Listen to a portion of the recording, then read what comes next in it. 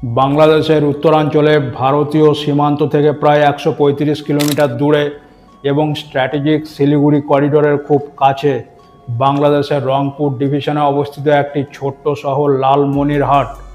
শান্ত গ্রামীণ এই অঞ্চল হঠাৎই আন্তর্জাতিক ভূ রাজনীতির নজরে এসেছে, কারণ এখানেই বাংলাদেশের পরিকল্পিত এয়ারস্ট্রিপ বা বিমান ঘাঁটি লালমনিরহাট পুনর্গঠনের প্রকল্পটি চলছে, যার পেছনে চীনা বিনিয়োগের সম্ভাবনা নিয়ে ছড়িয়ে পড়েছে প্রবল আলোচনা। প্রশ্ন উঠেছে, চীন কি বঙ্গদেশের উত্তর সীমান্তে একটি নতুন স্ট্র্যাটেজিক মিলিটারি এয়ারবেস গড়ে তুলছে এবং তা ভারতের জন্য কতটা সিকিউরিটি কনসার্ন বা নিরাপত্তা সংকট হতে পারে। বিএএফ বা বাংলাদেশ এয়ারফোর্স স্টেশন নামে পরিচিত লালমনিরহাট বিমানবন্দর বাংলাদেশের উত্তর সীমান্তের রংপুরের কাছে অবস্থিত 9টি বাংলাদেশি বিমান বাহিনীর ঘাঁটির মধ্যে একটি। একসময় এটি এশিয়ার দ্বিতীয় বৃহত্তম বিমানবন্দর ছিল। এটি 1931-এ মিলিটারি এয়ারবেস হিসেবে নির্মিত করা হয়েছিল।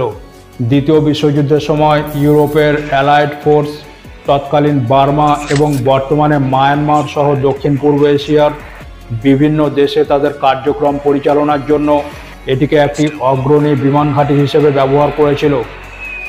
দেশভাগের পর পাকিস্তান 1958-এ এটিকে বেসামরিক উদ্দেশ্যে সংক্ষিপ্তভাবে পুনরায় খুলে দেয়।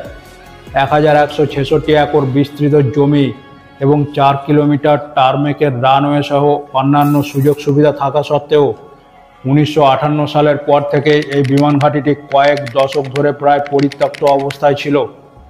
2019 সালে বাংলাদেশের শেখ হাসিনা সরকার সেখানে একটি বিমান এবং মহাকাশ বিশ্ববিদ্যালয় গড়ে তোলার পরিকল্পনা ঘোষণা করেন, যা এখন বাংলাদেশ বিমান বাহিনীর অধীনে কার্যকর। সম্প্রতি মোহাম্মদ ইউনূসের নেতৃত্বাধীন অন্তর্বর্তীকালীন প্রশাসন অর্থনীতিকে চাঙ্গা করার জন্য লালমনিরহাট এবং আরও 5টি ব্রিটিশ আমলের বিমানবন্দর পুনরুদ্ধারের প্রস্তাব করেছে।